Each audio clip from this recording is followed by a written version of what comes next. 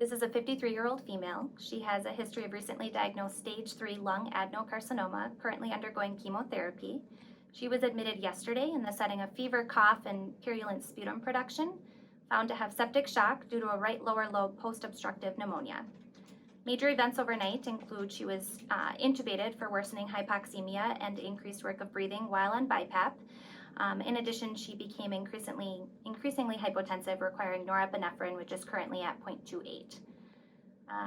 In terms of her vital signs, her Tmax in the last 24 hours was 102.3.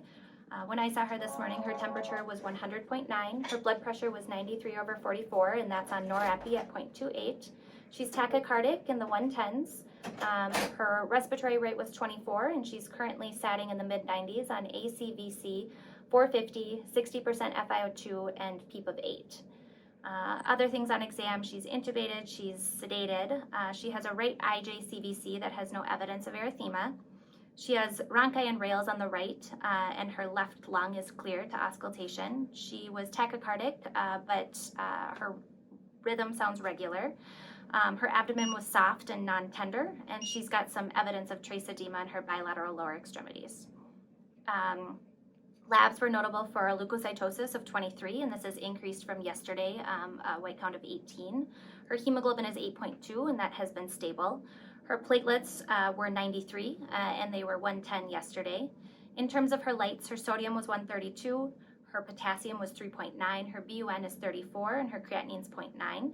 Her procal is 17 today, and that's increased from 0.9 yesterday. Her MRSA nasal swab is negative, and her blood cultures showed 2 out of 2 GPC chains.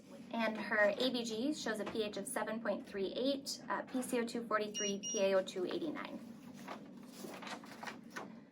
Her chest x-ray has evidence of a dense right lower lobe consolidation with air bronchograms and interval development of perihilar infiltrates, all consistent with edema.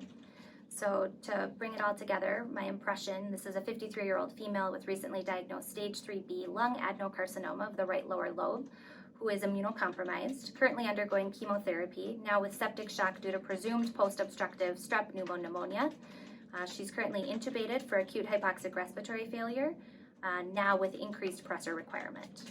Running through her systems. So for neuro, she has septic encephalopathy, so we'll continue to address the underlying cause, and she has delirium precautions ordered.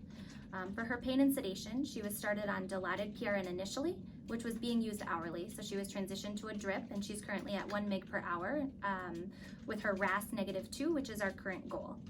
For pulmonary, she has acute hypoxic respiratory failure with unilateral infiltrate currently without evidence of ARDS.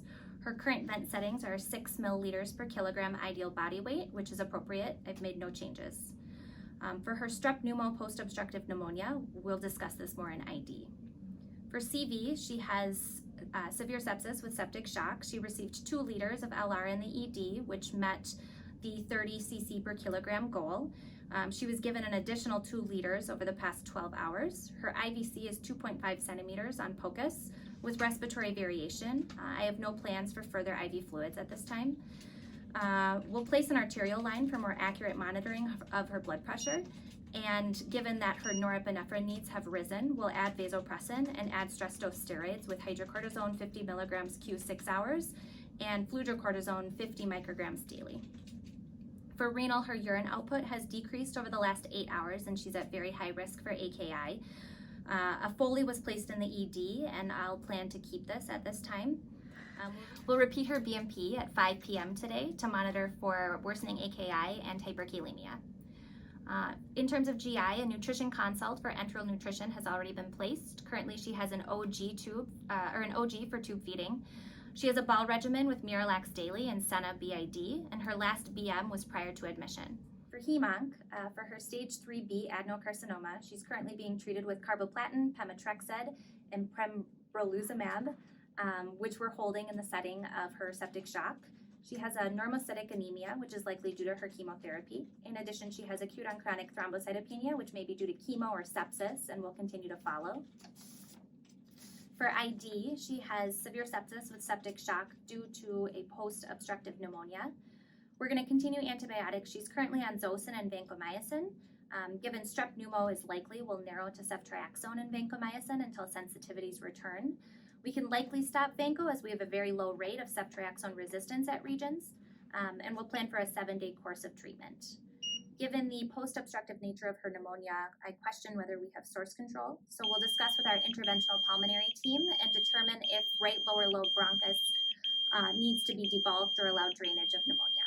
Endocrine, her finger sticks have been normal. We'll continue to check for now, given that we're starting stress dose steroids, and we'll cover with sliding scale insulin as needed. For ICU and prophylaxis, she currently has access with a right IJ CVC. We'll place an art line this morning. She has a Foley, which we'll plan to keep for today, but reassess daily.